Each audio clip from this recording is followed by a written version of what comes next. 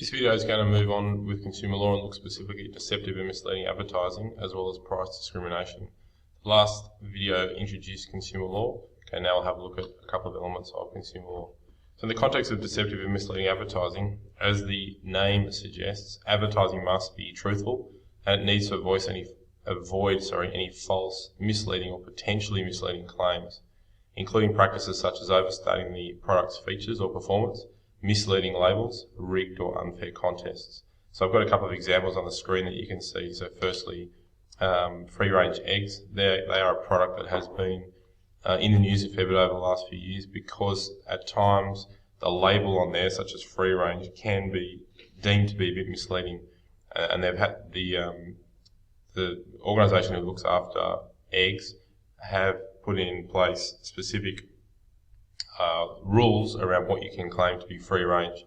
So the number of chooks that are actually in the particular farm, at the particular farm per acre, to ensure that people weren't being deceptive or misleading in relation to their labelling of their eggs.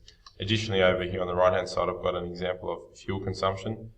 So as we all know, I think VW got into trouble because they were being unlawfully misleading customers around the fuel consumption of some of their diesel Golfs, and car manufacturers have in the past also got into trouble in Australia because of the way that they were communicating how fuel efficient their particular car was.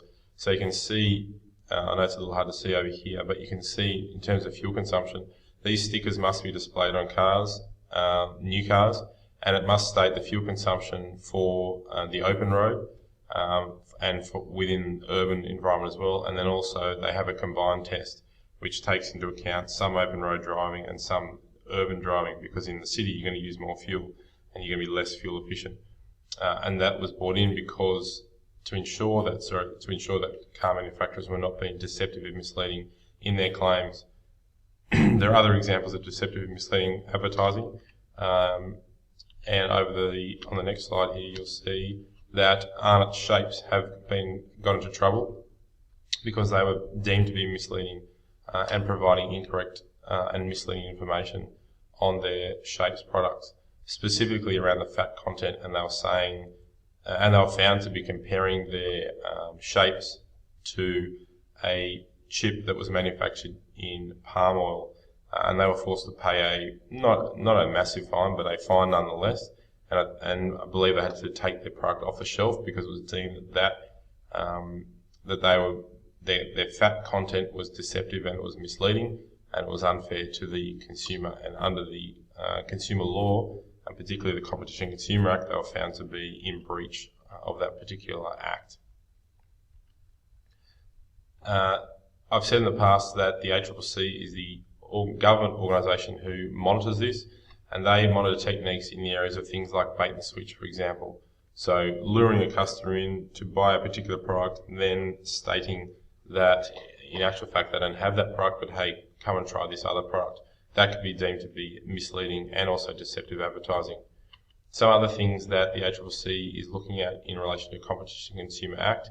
Fine print, I've mentioned fine print in the last video. It's not enough to put fine print in a marketing campaign to try to overcome some other deficiencies in that campaign. Before and after advertisements. So we had a look at the burger before and after advertisements in the previous video. That's an example there, and that could be deemed to be misleading. Tests and surveys. Some ads make unsubstantiated claims, quoting statistics that can't be substantiated, or quoting making scientific claims that in fact can't be backed up by science. So the power bracelet that was around in about 7 years ago, they got into trouble because they were saying that this particular item will make you stronger, make you run faster, but in actual fact they had no evidence to back that claim up. They had no tests or surveys to back it up. Country of origin. So marketing executives need to be careful about saying that something is made in Australia versus a product of Australia. Packaging, the size and shape of the package may give a misleading impression, and the ACCC can deem a organisation in breach of the Competition and Consumer Act if, for example, they, a packet of chips, you open a packet of chips and it's half full, you could be in breach of the Competition and Consumer Act there because it's giving a misleading impression of the contents. And lastly, special offers. So ads that may imply a special offer is only valid for a certain time, when in fact the offer is continuously available. The one that always humours me in that context is the Persian rug store that seems to be forever closing down, but they never actually do seem to be closing down. That's their special offer, and if you were to pursue that, they could be in breach of the Competition and Consumer Act. Coles have got into trouble in the past in order to pay a $2.5 million fine because they misled the customer. They were saying that their bread was baked today and freshly baked in store. In actual fact, that was found to be not true, and some of the bread was, in fact, from days in the past. In terms of price discrimination, so this is the setting of different prices for a product in separate markets. And while sometimes that is legal to do so, you must have good reason to do it. As long as the different prices are for legitimate reasons, that's in fact considered okay. But if it's not for legitimate reasons, then you can be in breach of the Competition and Consumer Act. So the difference in price might be possible because the markets are geographically separated, so city and country, and there's product differentiation within one market, i.e. there's a different electricity price for domestic and business users. So it's okay if you're charging different prices geographically because there are transport costs involved. So the business needs to absorb those costs.